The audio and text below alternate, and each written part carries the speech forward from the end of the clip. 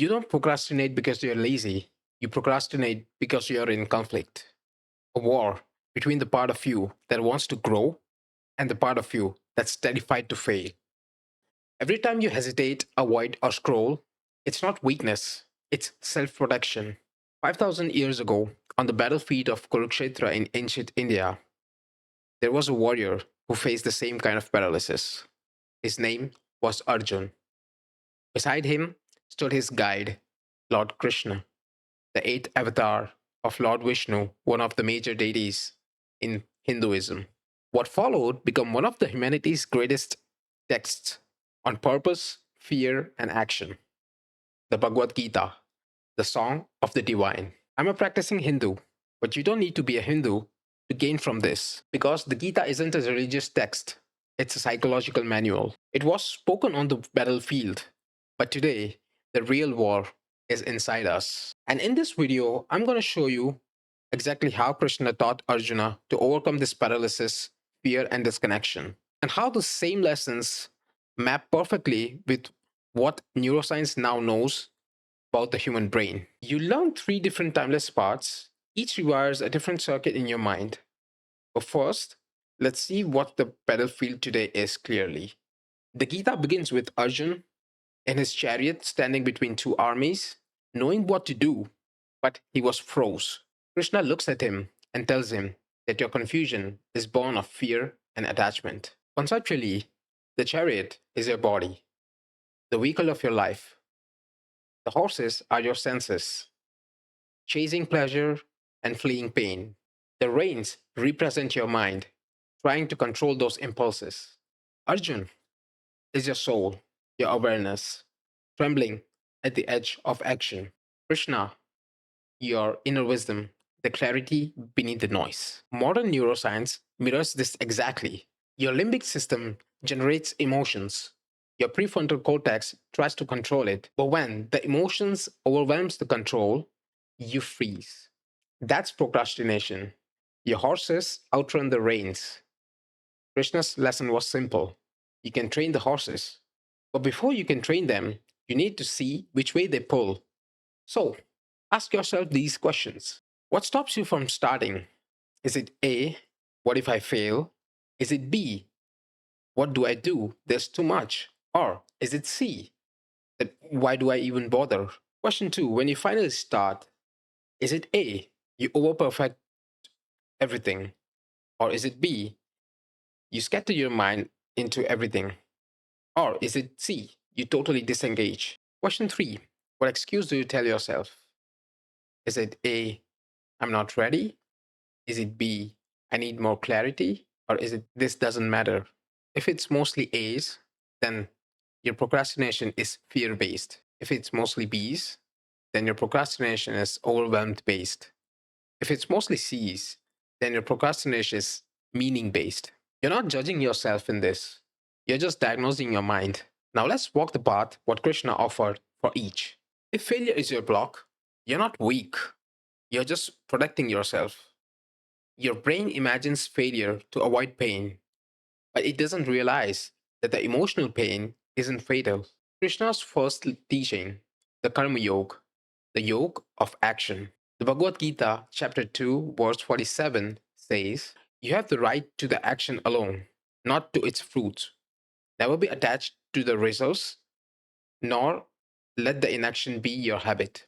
What Krishna wants to tell Arjun is that the fear arises when we identify ourselves with the results. Action done from self expression brings calm, action done from ego brings anxiety. When you focus on the outcomes, your amygdala fires.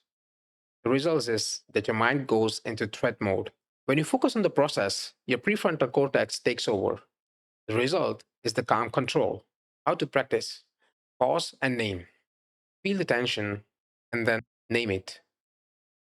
This is fear. This is anxiety. This is attachment. Labeling shifts control from emotion to awareness. Second, shift your focus. Whisper to yourself that my job is the action. Life handles the outcomes.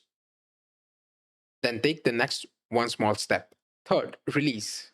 When you finish, Just note down the one thing that went right.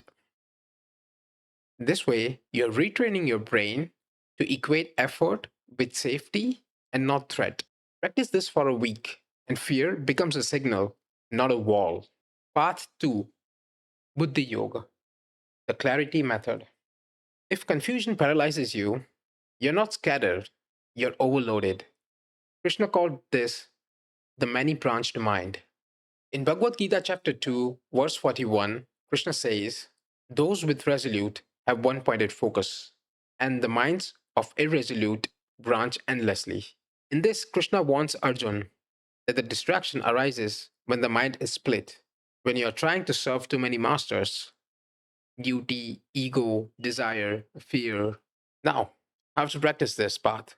First, unload. You have to brain dump all of the things that are inside your mental RAM. Second, filter. Ask, what is mine to do? Or am I doing someone else's thing? So, regarding the tasks, what you need to do is you just have to put a check mark on the things that are aligned to you. Things that are not aligned to you, you give it a cancel mark. And the things you're unclear of, give it a question mark. Now, delete those with the cancel marks, keep those parked with the question marks, but focus on the ones that you have given the check mark. Now, third, prioritize. From those checked items or things, ask yourself, what could I do one thing that actually would move my life forward? Now, fourth, batch, 2-minute rule. If it's short, do it right now. If not, then schedule it. Confusion clears the moment direction returns. Sometimes the problem isn't the fear or confusion, it's the emptiness. You know what to do, but you don't feel like doing it. You feel like it's meaningless. Krishna's third path, the Bhakti Yoga, the yoga of devotion. In Bhagavad Gita, chapter 9, verse 27, Lord Krishna says, whatever you do, whatever you eat, whatever you offer, or whatever you perform, do it as an offering to me. In this one, Krishna isn't asking for worship, he's teaching connection. When action is linked to something larger than the ego, it gains energy. Meaning arises when the effort becomes offering. Modern psychology calls it relatedness, one of the three pillars of motivation, along with the competence and autonomy. How to practice this path? First, ask why. Why does it matter to me right now? If no reason feels true, you should reconsider the task. Second, reframe choice. Say, I choose to, rather than saying, I have to. This reclaims the autonomy. So, for example, you should say that I choose to do this task because it helps me gain wealth that provides for my family. Third, visualize the impact. Imagine one person, your future self, or a cause that benefits from your action. Then hold that thought for a brief moment and then begin the task. Meaning isn't found, it's remembered. And when you remember why, resistance dissolves. Each yoga maps perfectly with the modern brain science. Karma Yoga, the process focus, calms the amygdala. The result is the fear eases. Buddhi Yoga, simplifying tasks, frees working memory. The result is the clarity returns. Bhakti Yoga, purpose re-engages dopamine and oxytocin. The result is the drive reignites. Even the micro practices have biological logic. Labeling the emotions activate your left prefrontal cortex, which results in lowering the anxiety. Slow breathing results the parasympathetic reset, and visualizing purpose releases the connection chemicals. Ancient words, modern wiring. Krishna describes the nervous system before we even named it. Now, here's your plan. Step 1, identify your dominant path. Is it fear, overwhelm, or meaning? Step 2, choose your path according to your dominant pattern. If it's fear, then Karma Yoga. If it's overwhelm, then Buddhi Yoga. If it's meaning, then Bhakti Yoga. Step 3, practice your path daily before starting the work. Step 4, track one thing. See how long it takes to start. Step 5, notice the change. Fear softens, clarity sharpens, and the meaning deepens. Combine all three, and then you get your true alignment. So, you remember Arjun? frozen, knowing but unable to act. By the end of Bhagavad Gita, he's the same warrior, but now awake. He acts not from fear, not from pressure, but from peace. This isn't about productivity, it's about returning to your natural state, where action flows from clarity. I repeat, procrastination isn't laziness, it's disconnection.